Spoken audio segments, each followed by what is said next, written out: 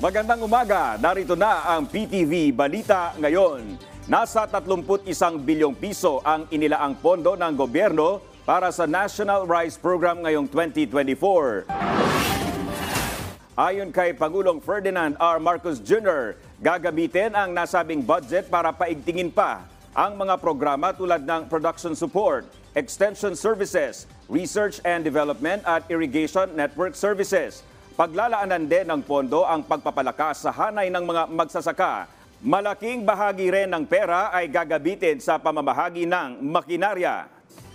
Personal na sinubukan ni Pangulong Ferdinand R. Marcos Jr. ang paggamit ng RCH o Rice Combine Harvester sa ceremonial palay harvesting na ginanap sa Candaba, Pampanga. Sa pamamagitan ng RCH, mapapabilis ang pag-ani ng palay mula paggapas hanggang sa paglalagay nito sa sako. Isa lamang ang RCH sa mga ipinamahaging tulong ng pamahalaan sa may 12,000 magsasaka at 10 kooperatiba sa Candaba. Namigay rin ang gobyerno ng mga pataba, binhi at iba pang makinarya tulad ng traktora.